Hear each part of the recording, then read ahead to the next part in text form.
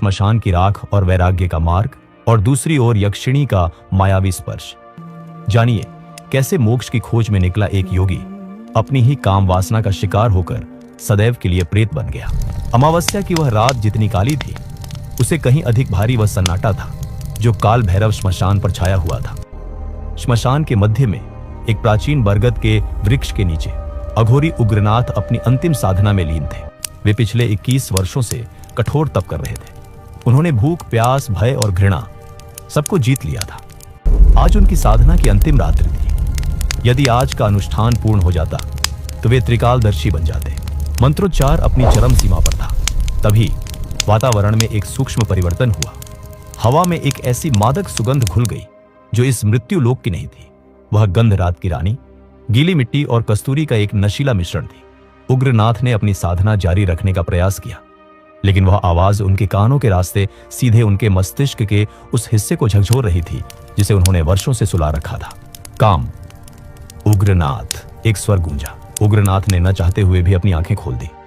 जो दृश्य उनके सामने था वह किसी भी तपस्वी का तप भंग करने के लिए पर्याप्त था। धधकती हुई चिता की उस नीली रोशनी के बीच धुएं से एक आकृति साकार हो रही थी। वह कोई मानवीय स्त्री नहीं थी, वह एक यक्षिणी थी। मनोहरा। यक्षिणियां जो अपने सौंदर्य और माया के लिए तीनों लोकों में प्रसिद्ध थी। उसका रूप वर्णन करना शब्दों की सीमा से परे था। उसका रंग तपाए हुए स्वर्ण जैसा दमक रहा था। उसने वस्त्रों के नाम पर केवल रेशम का एक महीन वस्त्र धारण किया था जो हवा में लहरा रहा था और उसके यौवन की हर रेखा को छिपाने के बजाय और अधिक रहस्यमयी बना रहा था। उसके बाल घुटनों तक लंबे और खुले थे जैसे काली घटाएं। उसकी आंखें मृग नयनी सी विशाल और एक अजीब से नशे से भरी हुई थी। ऐसी आंखें जिनमें डूबने वाला कभी वापस सतह पर नहीं आ सकता। उग्रनाथ उसे देखते ही रह गए। एक क्षण के लिए वे भूल गए कि वे श्मशान में बैठे हैं। उन्हें लगा वे स्वर्ग के किसी उपवन में हैं। यक्षिणी धीरे धीरे हवा में तैरते कदमों से उनकी ओर बढ़ी। उसके हर कदम पर वातावरण में एक कामुक कंपन होता था। वह उग्रनाथ के सुरक्षा घेरे के ठीक बाहर आकर रुक गई। कौन हो तुम?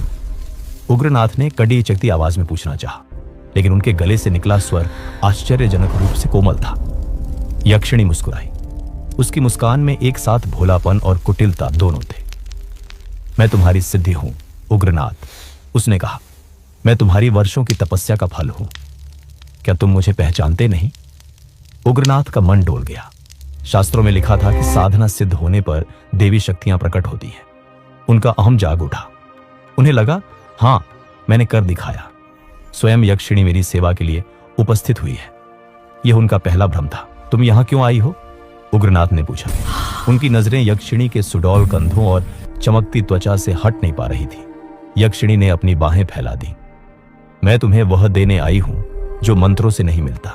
तुम शक्ति चाहते थे ना, लेकिन शक्ति का अंतिम रूप तो आनंद है। मैं तुम्हारे लिए रति और मोक्ष का कलश लेकर आई हूं।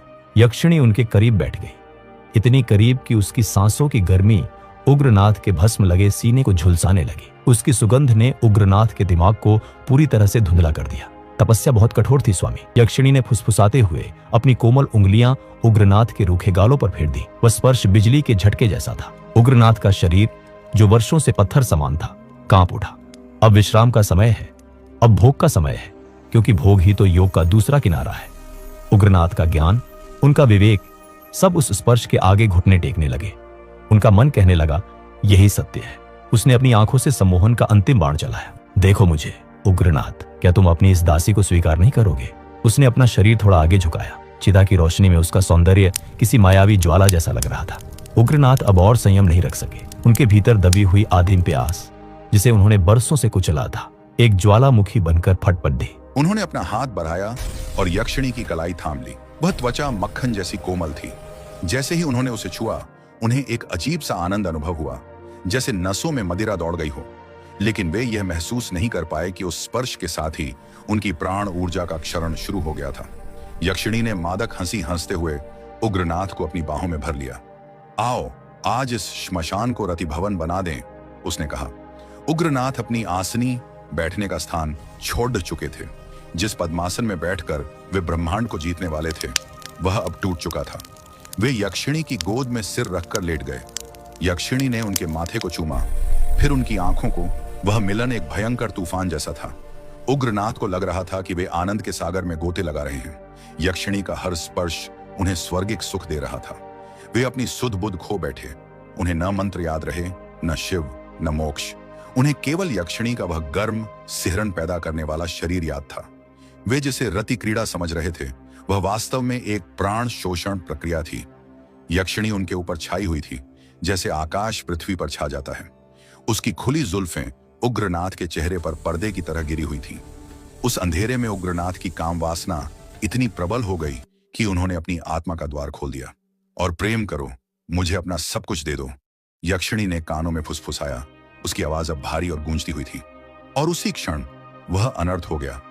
जैसे ही उग्रनाथ ने चरम सुख के क्षण में अपनी ऊर्जा को मुक्त किया, यक्षिणी का रूप बदलने लगा। लेकिन उग्रनाथ की आंखें वासना की धुंध से इतनी भरी थीं कि वे देख ही नहीं पाए। वे जिसे अपनी पौरुष शक्ति का प्रदर्शन समझ रहे थे, वह असल में उनकी मृत्यु का आलिंगन था। यक्षिणी ने अपने नाखून, जो अब कोमल नहीं बल्कि लोहे जैसे सख्त और नुकीले हो चुके थे, उग्रनाथ की पीठ में गड़ा दी। उग्रनाथ कराह उठे, लेकिन दर्द में भी उन्हें आनंद का आभास हुआ। वे पूरी तरह से मायाजाल में थे। यक्षिणी ने अपने होंठ उग्रनाथ के होंठों से जोड़े और एक गहरी सांस खींची। उस एक सांस के साथ उग्रनाथ के शरीर से 21 वर्षों की तपस्या का तेज, उनकी जीवन शक्ति और उनका प्राण तत्व सब कुछ खींचकर यक्षिणी के भीतर चला गया। उन्होंने देखा वह मनोहरा नहीं थी। उसका चेहरा भयानक हो चुका था। उसकी आंखें अंगारों जैसी जल रही थीं और उसके मुंह से लार टपक रही थी। वह एक विभत्स पिशाचिनी की तरह हंस रही थी। मूर्ख अघोरी, तुमने समझा तुमने मुझे जीत लिया? तुमने अपनी इंद्रियों को नहीं जीता, तुमने केवल उन्हें छिपाया था। और आज तुम्हारी उसी काम वासना ने तुम्हें मेरा भोजन बना दिया। उग्रनाथ बोलने का प्रयास करना चाहते थे, लेकिन उनका गला सूख चुका था।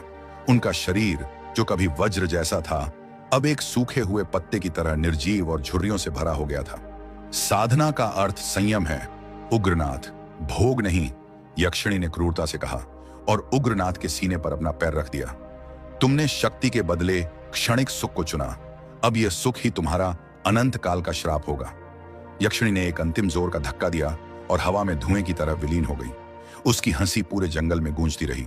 उग्रनाथ वहां अकेले रह गए, शक्तिहीन और मरणासन्न। यह कथा एक ऐसे दुर्भाग्यशाली पति की है जिसकी पत्नी का रूप स्वयं उसके जीवन का सबसे बड़ा वरदान भी था और वही आगे चलकर उसका सबसे बड़ा अभिशाप भी बन गया। उस स्त्री की सुंदरता साधारण नहीं थी। उसका मुख ऐसा उज्जवल था मानो पूर्णिमा की चांदनी धरती पर उतर आई हो। कहा जाता था कि यदि कोई बड़ा से बड़ा तपस्वी भी उसे क्षण भर के लिए देख ले तो उसकी वर्षों की तपस्या डगमगा जाए और वह संन्यास छोड़कर गृहस्थ जीवन अपनाने को विवश हो जाए। उस स्त्री का नाम था लावण्यवती और उसका पति था धर्मदत्त, सीधा, सरल और संतोषी मनुष्य। धर्मदत्त अपनी पत्नी से अत्यंत प्रेम करता था और दोनों सुखपूर्वक जीवन व्यतीत कर रहे थे। परंतु कहते हैं ना, किसी भी वस्तु की अति अंततः विनाश का कारण बनती है। लावण्यवती का असाधारण सौंदर्य ही धीरे धीरे धर्मदत्त के लिए संकट का बीज बन गया। एक रात्रि की बात है, ग्रीष्म का समय था। ठंडी हवा के कारण पति पत्नी दोनों अपनी छत पर सो रहे थे। तभी संयोगवश उसी आकाश मार्ग से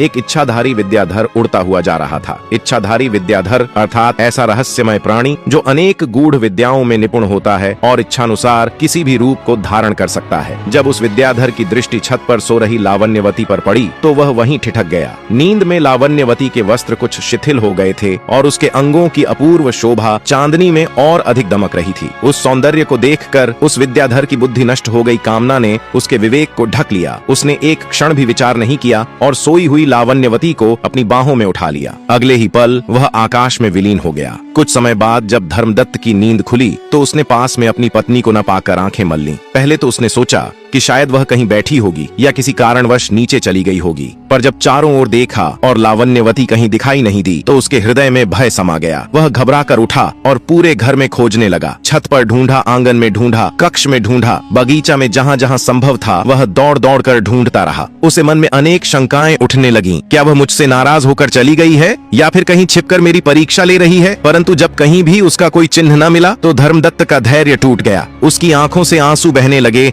और वह ऊंचे स्वर में विलाप करने लगा, हे चंद्रमा के समान मुख वाली, हे मेरी प्रिय, मुझे यूं छोड़कर तुम कहां चली गई। रात किसी तरह बीती। सुबह हुई। सूर्य ने अपनी किरणों से अंधकार तो दूर कर दिया, पर धर्मदत्त के जीवन में छाया अंधकार वैसा ही बना रहा। उसके रुदन की आवाज सुनकर पड़ोसी और स्वजन इकट्ठा हो गए। सभी उसे ढांढस बंधाने लगे। कोई बोला, वह मरी नहीं है, जब तक तुम जीवित हो उसे पाने की आशा बनी रहेगी। कोई कहता, शोक में डूबे रहने से कुछ नहीं होगा, उठो और उसकी खोज करो। धर्मदत्त पागलों की भांति घर के हर कोने को दिखाते हुए कहता, यहीं वह बैठी थी, यहीं उसने श्रृंगार किया था, यहीं उसने स्नान किया था। मित्रों और हितैषियों के बहुत समझाने पर वह किसी प्रकार स्वयं को संभाल सका। कुछ दिनों तक उसने धैर्य रखा, पर जब समय बीतता गया और लावण्यवती का कहीं कोई समाचार नहीं मिला तो उसके मन का संतुलन फिर से डगमगाने लगा।